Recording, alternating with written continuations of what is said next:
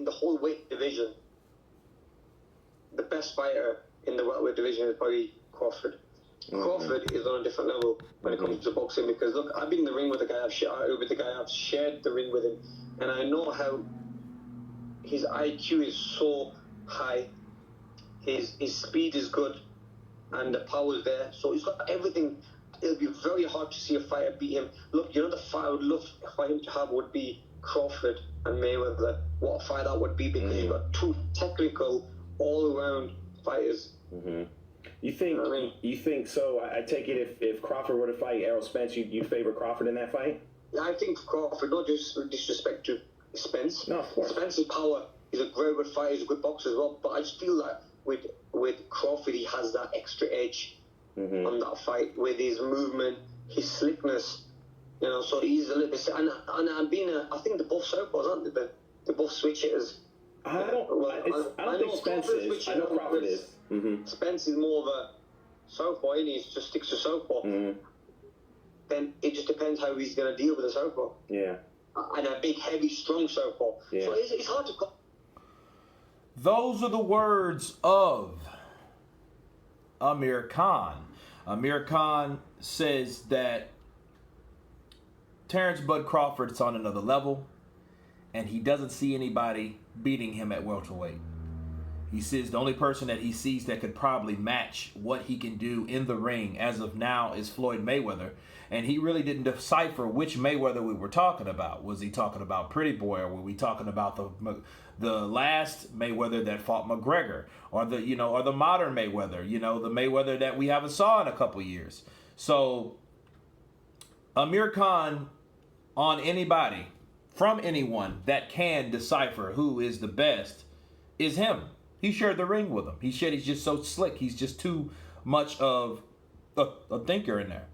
And coming from somebody with a lot of speed, okay, and coming that he didn't finish that fight, this tells me without a shadow of a doubt, and I know what Amir Khan did. Amir Khan, and a lot of people do this, they will tell you the truth after the fact, way after the fact, when everything, all the dust settles, okay? Because remember, Amir Khan was that guy known for quitting against Terence Crawford, okay? We can't forget that.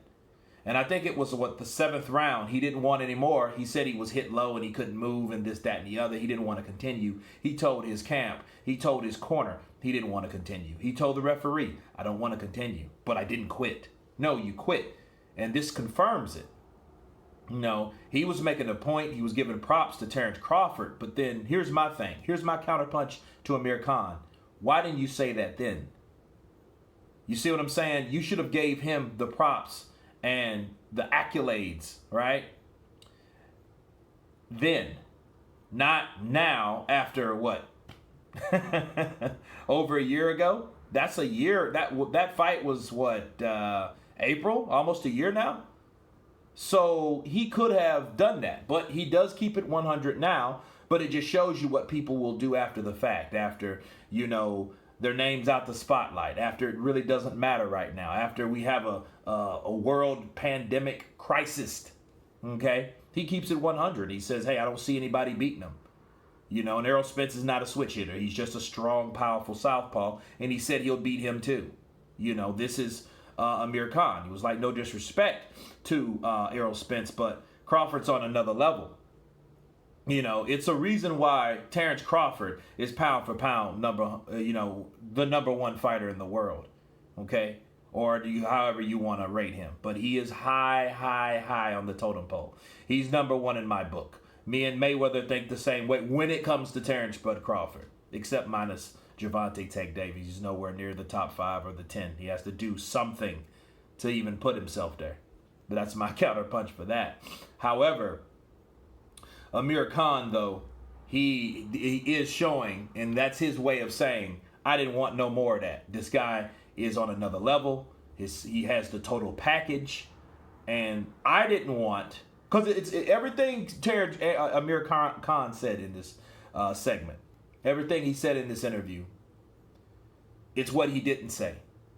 He's saying A, B, C, and D, but what is F? F is I didn't want no more of Terence but Crawford. I didn't want to stay in there, and I didn't want to get humiliated. Because if you look at that fight, and actually, after this video, I'm going to watch that fight, okay? And I noticed that not only did he get dropped, it was a flash knockdown. You know, Amir Khan's not the biggest chinness guy. He's kind of chinny. We know that, but I noticed after that, Terence Crawford was able to show him what he could do to him. You know what I mean? Like, he was able to show Amir Khan not only that he's quick, he's slick, that he thinks in there, he's smart. Okay? He started breaking down Amir Khan. Now, I always, you know, it gave me the blues that Amir Khan never got a shot against Floyd. I would always want to see that. Someone that age with that type of speed like Amir Khan and Floyd get it on. I would always want to see that fight, but it never happened, right? It never matured for whatever reason. But this did shine some light on a barometer of how that fight would have evolved, because you got a guy, he's not a Floyd wannabe.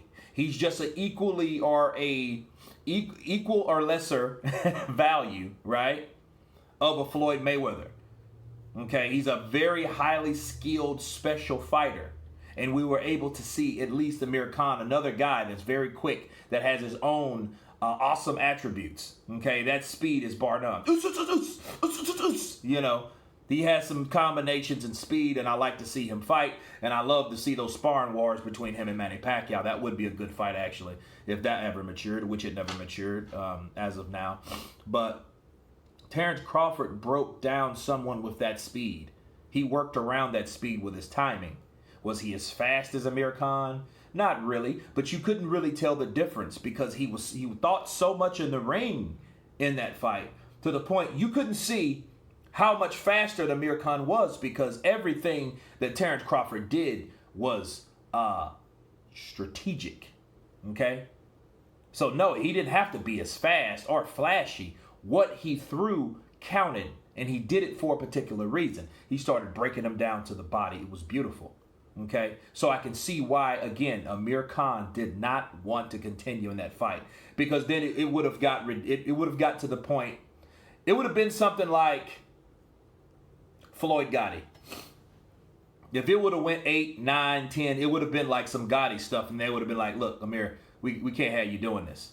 And Amir knew that. He said, I can't do anything with this guy. This guy is just too much for me, and you know, I second guessed myself. I thought I could do it, but that's what you're supposed to do as a fighter. So you got to take your hat off to Amir Khan for getting in the ring. Now, it was a bitch move for him leaving like he did, but he found a way out of that fight. You know what I mean? So he maneuvered himself out of that fight.